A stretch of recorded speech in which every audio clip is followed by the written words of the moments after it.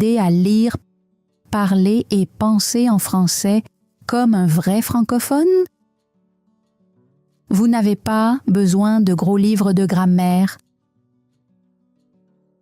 Vous n'avez pas besoin de centaines de leçons. Vous avez juste besoin d'une seule histoire facile. Restez avec moi et je vais vous montrer comment. Dites-moi en commentaire. Avez-vous déjà essayé d'apprendre le français avec une histoire? J'aimerais beaucoup le savoir. Et si vous aimez apprendre comme ça, abonnez-vous. Ça m'aide vraiment à continuer à créer des leçons simples et utiles pour vous. Chapitre 1. Une histoire a tout changé. J'étais dans ma chambre tard dans la nuit. Mes livres étaient ouverts. Mon cahier était rempli, mais ma tête pleine de confusion. J'essayais d'apprendre le français. Les règles de grammaire, des mots nouveaux, mais c'était difficile. Mon cerveau était fatigué, mon cœur un peu lourd. Je me suis demandé, est-ce que c'est la seule façon d'apprendre le français?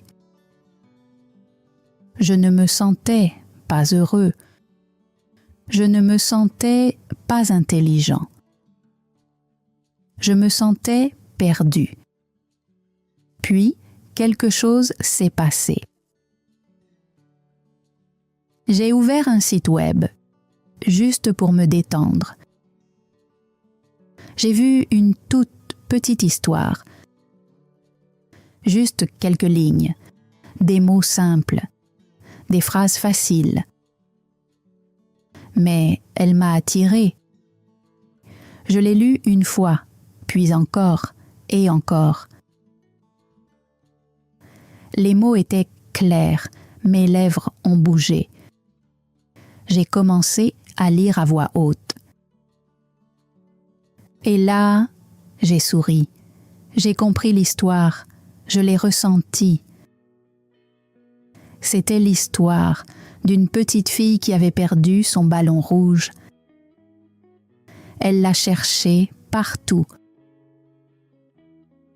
À la fin, elle l'a vu flotter dans le ciel. Elle a souri et a dit « Il m'attend ». Juste 5 lignes, mais elles m'ont transformée. J'ai répété les phrases, plus fort cette fois. Je me suis regardée dans le miroir et je les ai répétées. Je parlais français, pas avec un manuel, pas avec des règles, avec une histoire. Cette nuit-là, je n'ai pas appris de nouveaux mots. Je n'ai pas étudié la grammaire, mais j'ai appris quelque chose de plus important. Une histoire peut vous apprendre le français. Elle peut vous aider à lire, elle peut vous aider à parler. Elle peut vous faire ressentir la langue. Le lendemain, j'ai imprimé l'histoire et je l'ai gardée dans ma poche. Je l'ai lue dans le bus, au parc, avant de dormir. Je l'ai chuchotée, je l'ai jouée. Je suis devenue la petite fille de l'histoire. Et petit à petit, le français n'était plus une matière d'école. Il est devenu une partie de moi. Je me suis dit, et si j'apprenais d'autres histoires comme celle-là? Et c'est ce que j'ai fait. Pas des histoires longues, pas des histoires compliquées. Juste des histoires simples, vivantes. Grâce à cette histoire, J'ai appris à parler avec émotion. J'ai appris à lire avec plaisir. J'ai commencé à penser en français sans traduire. Et je veux la même chose pour vous. Dans cette vidéo, je vais vous montrer comment faire, étape par étape. Nous allons prendre une histoire. Nous allons la lire, la dire, la ressentir, ensemble. Alors respirez un grand coup. Oubliez la grammaire pour l'instant. Commençons petit. Commençons avec une seule histoire. Parce que parfois, une seule histoire suffit pour commencer votre voyage. Chapitre 2. Lis avec le cœur, pas juste avec les mots. Le lendemain matin, j'étais assis sur mon lit avec une petite histoire en français dans les mains. Je l'avais déjà lue, mais cette fois, je voulais ressentir l'histoire. Pas seulement lire les mots. La première phrase était « Le garçon a perdu son ballon rouge ». Je ne l'ai pas juste lu.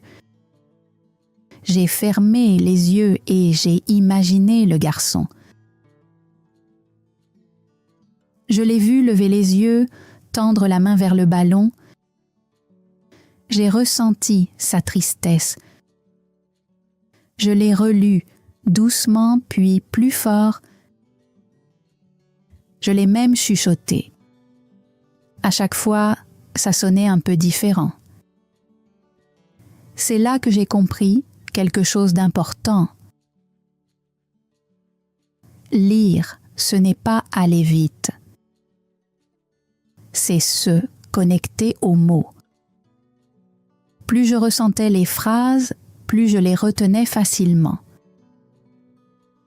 La phrase suivante. Il a regardé derrière les arbres, sous les voitures, dans les boîtes. Je l'imaginais chercher partout. Les mots devenaient des images dans ma tête. Je n'ai pas utilisé de dictionnaire. Je ne me suis pas inquiétée pour la grammaire. J'ai juste suivi l'histoire. Ce matin-là, j'ai lu l'histoire 5 fois. Une fois comme si je la racontais à un ami. Une autre comme si ça m'arrivait à moi. Puis comme si je parlais à un enfant. Ensuite, comme si j'étais sur scène. Et encore une fois, juste avec le cœur. À chaque lecture, j'ai appris quelque chose de nouveau. Quand on lit comme ça, l'histoire devient réelle. Et quand l'histoire est réelle, le français devient une partie de vous. On ne l'oublie pas, on le ressent, on le vit. Alors, voici ta mission. Choisis une petite histoire en français. Lis-la 5 fois. À chaque lecture, change ta voix et ton émotion. Lis-la joyeusement, tristement, lentement, avec excitation. Lis avec ton cœur. C'est comme ça qu'on grandit. Chapitre 3. Parle l'histoire à voix haute. La première fois que j'ai parlé en français, j'avais peur. Ma voix était faible, les mots semblaient lourds. J'ai regardé la feuille. Le garçon a perdu son ballon rouge. Je l'ai dit à voix haute. Ce n'était pas parfait. mais je l'ai répété plus lentement, puis plus vite, puis avec émotion. Ensuite, j'ai joué la scène. J'ai fait semblant de chercher derrière les arbres. J'ai regardé sous une table comme si je cherchais vraiment. Je suis devenu le garçon de l'histoire. Et tout à coup, je n'avais plus peur. Je m'amusais. Parler n'a pas besoin d'être parfait. Ça doit juste être vrai. Je me suis mis devant un miroir. J'ai souri. J'ai raconté l'histoire comme si j'y croyais. Toi aussi, tu peux faire ça. Tu n'as pas besoin de cours. Juste une petite histoire en français, un miroir et ta voix. Parle l'histoire encore et encore. Parle en marchant. Parle quand tu es seul. Même si tu fais des erreurs, continue. Un jour, je me suis enregistrée. Ma voix sonnait bizarre au début, mais ensuite, j'ai souri. Je pouvais m'entendre parler français. C'est à ce moment-là que j'ai cru « Je peux le faire ». Parler l'histoire m'a aidé à améliorer ma prononciation, mémoriser les mots, gagner en confiance. Alors, voici ta mission. Choisis une petite histoire en français.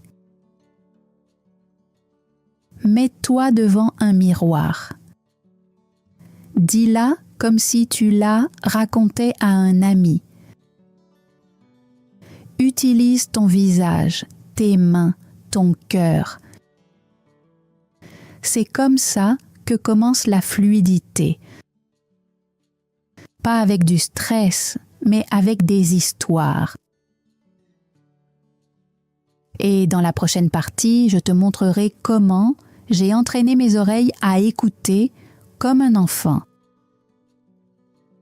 Le vrai secret pour comprendre le français naturellement. Chapitre 4. Écoute comme un enfant. Avant, je pensais que écouter, c'était juste entendre des mots. Mais la vraie écoute, c'est plus que ça, c'est ressentir. C'est entendre le rythme, les émotions, les sons d'une langue. Pense à un bébé. Un bébé ne connaît pas la grammaire ou le vocabulaire. Mais il écoute tous les jours. Il entend des voix, des sons, des tons, et c'est comme ça qu'il apprend à parler. Moi, je voulais apprendre le français de la même façon. Alors j'ai pris une petite histoire en français, celle du garçon et du ballon rouge, et j'ai trouvé une version audio en ligne. Un francophone la lisait lentement et clairement. J'ai mis mes écouteurs et j'ai simplement écouté. Pas de cahier, pas de dictionnaire, juste le son. Au début, je ne comprenais pas tous les mots. Mais j'ai continué. J'ai écouté encore et encore. J'ai commencé à remarquer de petits détails. La tristesse dans la voix, le rythme de la phrase, l'émotion. Le premier jour, j'ai écouté 5 fois. Le deuxième jour, 10 fois. J'écoutais en marchant, en me brossant les dents, en me reposant. Je n'étudiais pas, j'absorbais. Après quelques jours, je pouvais dire les phrases en même temps que l'audio. Ma bouche bougeait toute seule. Mes oreilles attendaient le prochain mot. Le français ne me semblait plus bizarre, il me semblait familier. C'est là que j'ai essayé le shadowing. Parler 1 seconde après l'audio comme un écho. Je t'en parlerai plus dans le prochain chapitre. Mais pour l'instant, écoute profondément. Tu n'as pas besoin de beaucoup d'histoires. Tu as juste besoin d'une seule et tu dois l'aimer. Alors, trouve une petite histoire en français. Cherche l'audio. Écoute-la encore et encore. Ressens-la. Laisse-la entrer en toi. Avec le temps, le français ne sonnera plus comme du bruit. Il sonnera comme du sens. Chapitre 5. Pense en français avec une histoire. Penser en français était difficile pour moi. Je pensais toujours dans ma langue. Puis j'essayais de trouver les mots en français. C'était lent et ça ne marchait pas bien. Mais ensuite, quelque chose a changé grâce à une seule histoire. J'avais lu l'histoire, je l'avais dite à voix haute, je l'avais écoutée plusieurs fois. Et un matin, en me brossant les dents, l'histoire est venue toute seule dans ma tête. Je n'ai pas essayé de m'en souvenir, elle est juste apparue. Dans ma tête, j'ai entendu « Le garçon a perdu son ballon rouge ». Je ne l'ai pas traduite, je l'ai juste pensée en français. C'était le premier pas. Après ça, j'ai commencé à jouer avec l'histoire, dans ma tête. Je me suis posé des questions. Où va le garçon? Il cherche le ballon. Comment il se sent? Il est triste, mais il espère. J'ai utilisé l'histoire comme un petit jeu. En marchant, en faisant la queue, en lavant la vaisselle. Je répétais les phrases, je les changeais, j'ajoutais de nouvelles idées. Et si le ballon était bleu? Et s'il volait dans les montagnes? Et j'ai commencé à penser en français. Pas avec de grandes pensées, mais avec des petites phrases simples. C'est comme ça que ça commence. Voici comment toi aussi tu peux commencer. Premier, choisis une courte histoire en français. 2. Lis-la le matin. 3e, pendant la journée, laisse-la revenir dans ton esprit. 4e, pense à l'histoire, pose-toi des questions, réponds en français. 5e, ne t'inquiète pas des fautes. Personne n'entend tes pensées. Plus tu fais ça, moins tu traduiras dans ta tête. Le français deviendra naturel. Tu ne remarqueras même plus quand tu changeras de langue. Et ensuite, je te montrerai comment faire du shadowing, étape par étape. C'est l'un des meilleurs moyens pour améliorer ta parole rapidement en imitant les natifs comme un jeu d'écho. Tu fais du bon travail. Continue. Ton français grandit, une histoire à la fois. Chapitre 6. La méthode du shadowing. Un grand pas en avant. La première fois que j'ai entendu parler du shadowing, je ne savais pas ce que c'était. Ça sonnait bizarre, mais j'étais curieux. L'idée était simple. Écouter une phrase et la répéter juste un peu après le locuteur, comme un écho. J'avais déjà une petite histoire en français que j'aimais.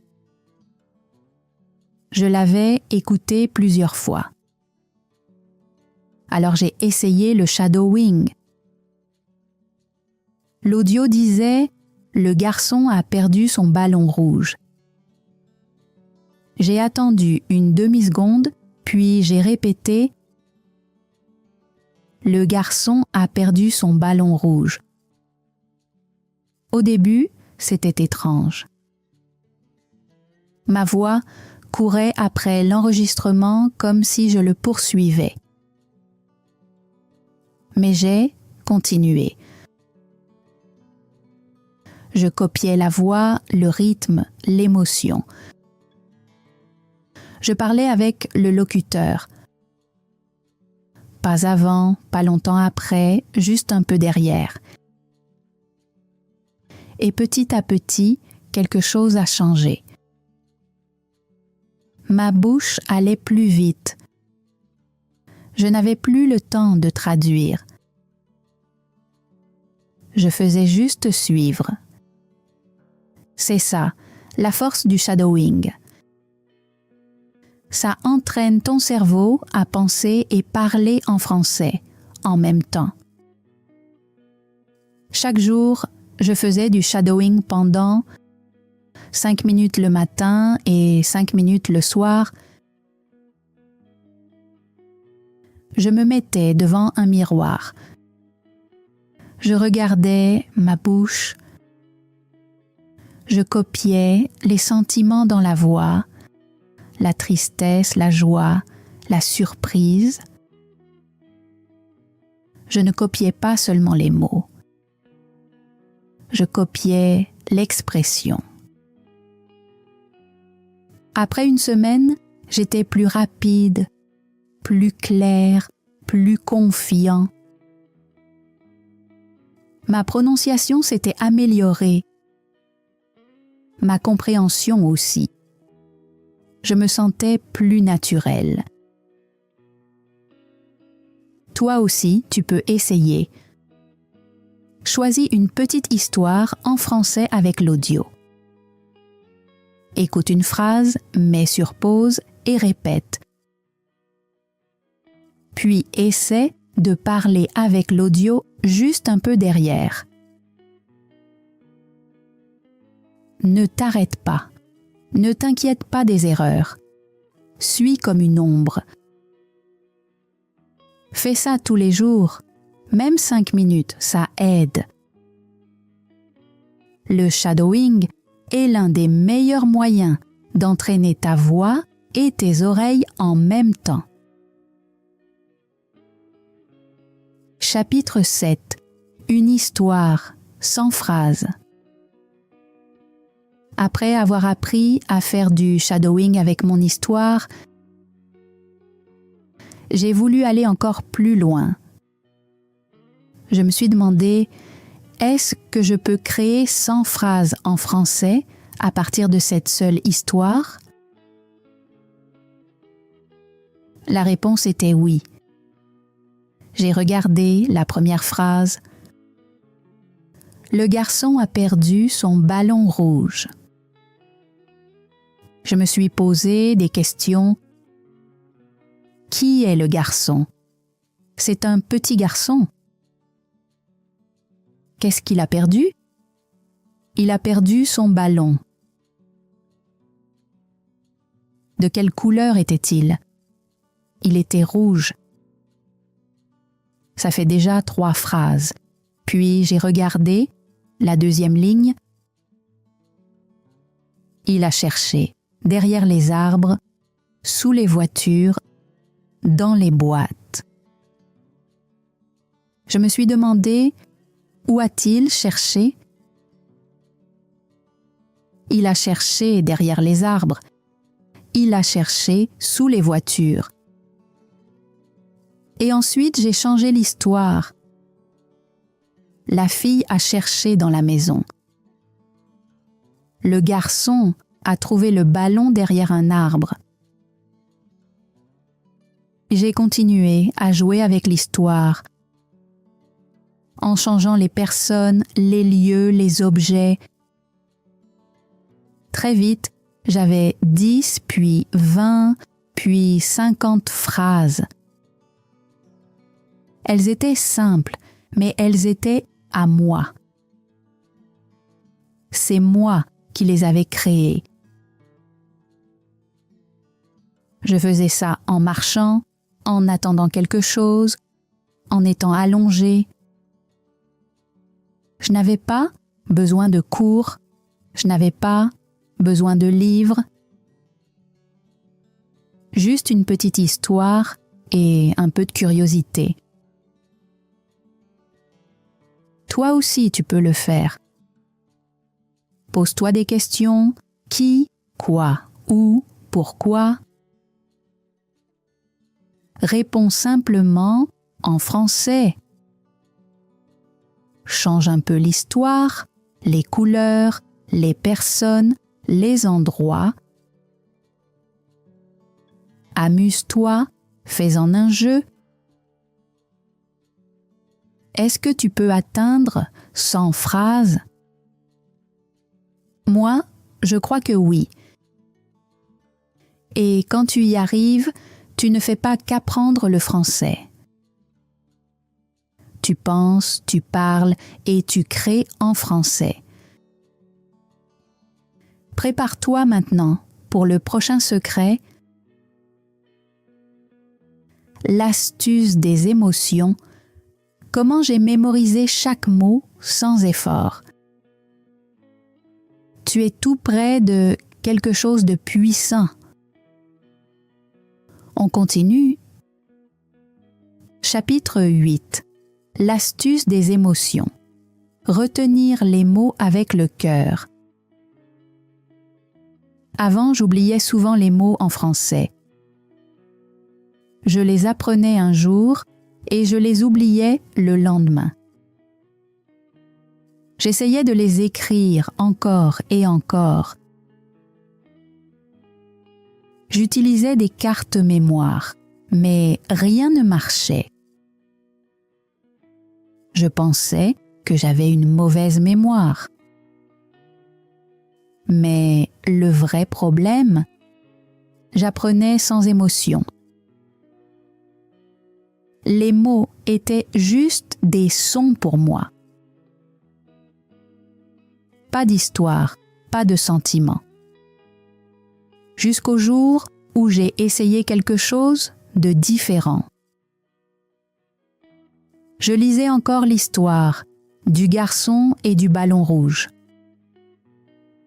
Cette fois, j'ai fermé les yeux et je me suis imaginée à la place du garçon. Je me suis souvenue d'un jouet préféré que j'avais perdu quand j'étais enfant. Je me suis sentie triste. Et soudain, la phrase « Le garçon a perdu son ballon rouge » n'était plus juste une phrase, c'était mon histoire. Je l'ai ressentie. Et parce que je l'ai ressentie, je m'en suis souvenue. Ensuite, j'ai imaginé le garçon en train de chercher. Je me suis rappelé quand j'avais perdu mon petit chien. Je l'avais cherché sous le lit, derrière les portes. Encore une fois, la phrase est restée dans ma mémoire. Elle est devenue une partie de moi. C'est ça l'astuce des émotions. Relie les mots à tes vrais sentiments. Si l'histoire dit que le garçon est triste, pense à un moment où tu as été triste. Si l'histoire dit qu'il a retrouvé le ballon, souviens-toi d'un moment où tu as retrouvé quelque chose d'important. Ressens la joie. Puis répète la phrase avec émotion. Même si tu n'as pas de souvenir, utilise ton imagination. Fais une petite histoire dans ta tête. Ajoute des couleurs, des sons, des gens. Ton cerveau retient mieux quand tu ressens quelque chose. Les histoires aident plus que des listes de mots parce que l'émotion rend la mémoire plus forte. Alors arrête d'apprendre le français avec ta tête seulement. Utilise ton cœur, ressens-le, vis-le. C'est comme ça que les mots restent pour toujours. Chapitre 9. Crée ta propre histoire. Après avoir lu, écouté, shadowé et ressenti l'histoire, j'ai fait quelque chose de nouveau. J'ai écrit ma propre version. Au début, j'étais un peu nerveux. Je me disais, je suis encore en train d'apprendre. Est-ce que je peux vraiment écrire une histoire en français? Mais j'ai essayé. J'ai commencé avec une phrase simple. La fille a perdu son cerf-volant jaune. J'ai changé quelques éléments. Le garçon est devenu une fille. Le ballon est devenu un cerf-volant.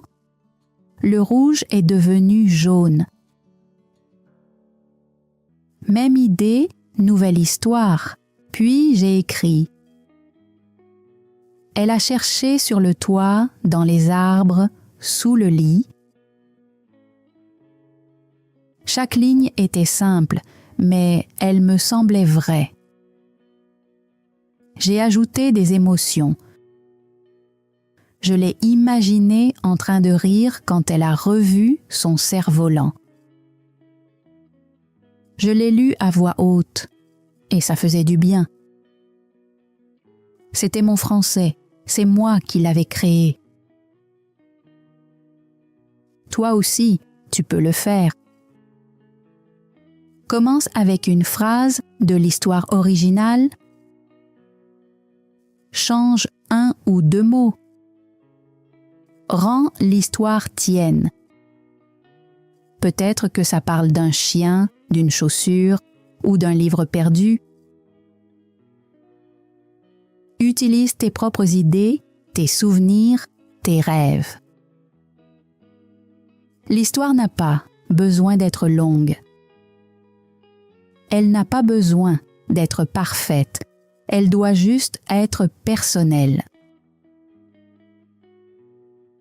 Ensuite, utilise ta propre histoire, comme la première. Lis-la, dis-la à voix haute. Shadow-la, ressens-la. Pose-toi des questions. Crée de nouvelles phrases à partir d'elles. Maintenant, tu as ton propre professeur de français, ton histoire.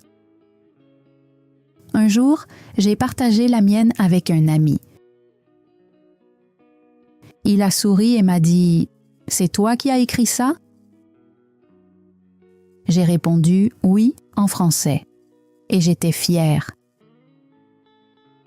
Je n'étais plus en train de copier, J'étais en train de créer. Toi aussi, tu peux ressentir ça. Il suffit de commencer. Une seule phrase suffit. Dans le prochain chapitre, je vais te donner un plan sur 30 jours pour utiliser une histoire de plusieurs façons et progresser rapidement en français. Tu es presque à la fin et le meilleur est encore à venir. Chapitre 10. Une histoire, 30 jours. Regarde ton français grandir. C'est la dernière étape et la plus puissante. Tu as déjà fait beaucoup. Tu as lu l'histoire, tu l'as parlé, tu l'as écouté, tu as fait du shadowing, tu as pensé en français, tu as créé des phrases, tu as ressenti des émotions, tu as même écrit ta propre version. Maintenant, il est temps de tout rassembler, avec une seule histoire. C'est ce qu'on appelle le plan Une histoire 30 jours. Oui, juste une histoire. Mais chaque jour, tu l'utiliseras d'une manière différente. Tu ne vas pas t'ennuyer, tu vas progresser. Semaine 1. Connaître l'histoire en profondeur. Jour 1. Lis l'histoire lentement, 5 fois à voix haute. Jour 2. Écoute l'audio les yeux fermés. Ressens les sons. Jour 3. Dis l'histoire avec émotion. Jour 4. Fais du shadowing, suis l'audio avec un petit décalage. Jour 5.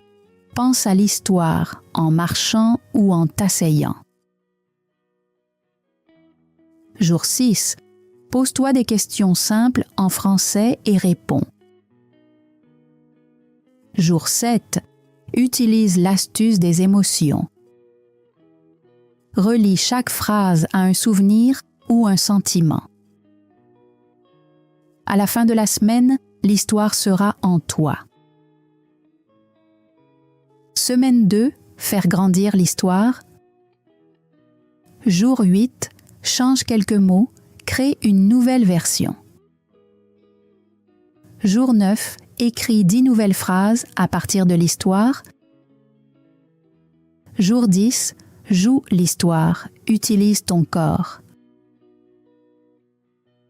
Jour 11, raconte l'histoire à un ami ou enregistre-toi. Jour 12, écris une nouvelle fin.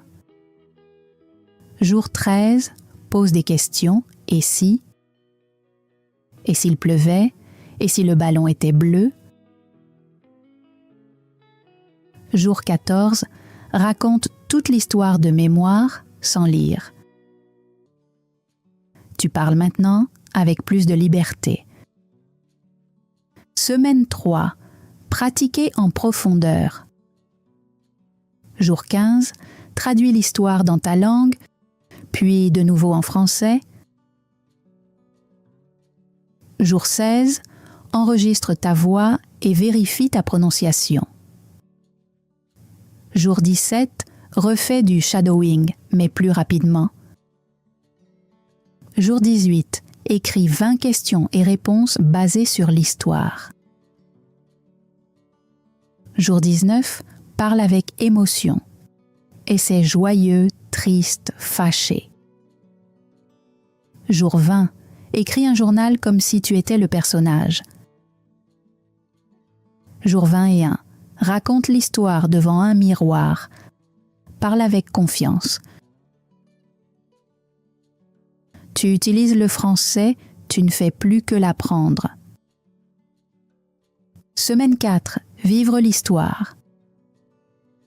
Jour 22. Regarde une vidéo en français avec des mots similaires. Note ce que tu comprends. Jour 23.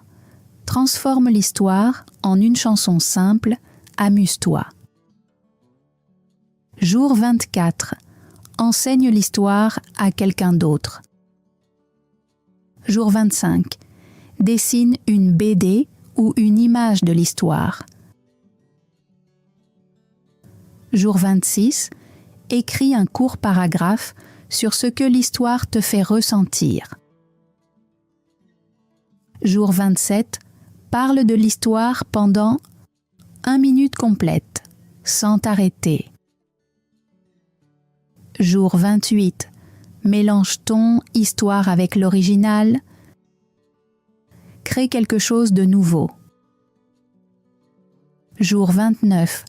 Raconte l'histoire du point, de vue d'un autre personnage. Jour 30. Enregistre une vidéo où tu racontes l'histoire à ta façon. Regarde-la.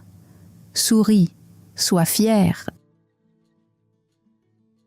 Après 30 jours, tu ne te sentiras plus comme un débutant. Tu te sentiras confiant, créatif et libre en français.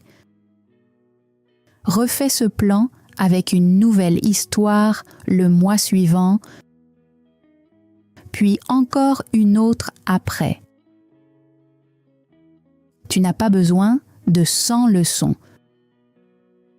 Tu as juste besoin d'une histoire et d'un plan.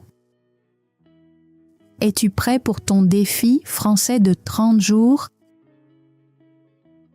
Grandissons ensemble, une histoire à la fois.